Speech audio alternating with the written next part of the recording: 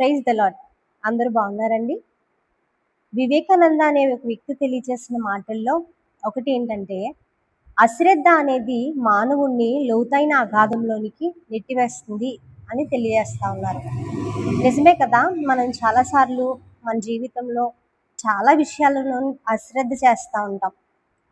చిన్ని చిన్ని పనులు మొదలుకొని పెద్ద విషయాలైనా కూడా ఈరోజు చేద్దాం, రేపు చేద్దాం, తర్వాత చేద్దాంలే, సమయం ఇంకా ఉంది కదా, ఇంకా దాని సమయం రాలేదు కదా అని చెప్పి మనం అశ్రద్ధ చేస్తూ నిర్లక్ష్యం చేస్తూ ఉంటాం.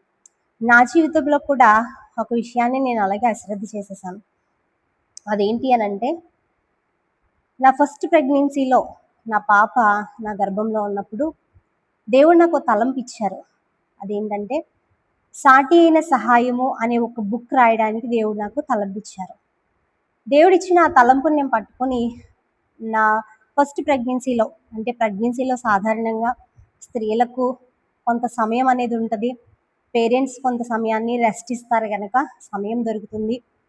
కాబట్టి నేనేం చేయాలనుకున్నానంటే, ఆ బుక్ ఆ సమయంలో పాప పుట్టే లోపల రాయాలి అని చెప్పేసి దేవుడిచ్చిన తలంపును బట్టి ఆశపడ్డాను. అయితే వెంటనే ఒక బుక్ తీసుకొని అందులో సాటి అయిన సహాయము అని చెప్పి హెడ్డింగ్ పెట్టాను. అయితే రాద్దాం రాద్దాం రాద్దాం అని దానిని కొద్దిగా అశ్రద్ధ చేస్తూ వచ్చాను. తర్వాత నాకు పాప పుట్టింది. తర్వాత కొన్ని సంవత్సరాలు నిర్లక్ష్యం అయిపోయింది. మరలా సెకండ్ ప్రెగ్నెన్సీలో దేవుడు మరలా నాకు ఆ తలంపుని జ్ఞాపకం చేసినప్పుడు, ఈసారి ఎలాగైనా దాన్ని కంప్లీట్ చేయాలని చెప్పేసేసి అప్పుడు హెడ్డింగ్ పెట్టిన దానిని తీసి కొంతవరకు రాశాను. మరలా నిర్లక్ష్యం చేశాను, అశ్రద్ధ చేసేసాను. ఇప్పటికీ 8 సంవత్సరాలు అయిపోయింది దేవుడు నాకు ఆ తలంపిచ్చి. వెనక్కి తిరిగి చూస్తే నాకు ఈ కాలం అంతా లోతైన అగాధంలా కనిపిస్తూ ఉంటుంది.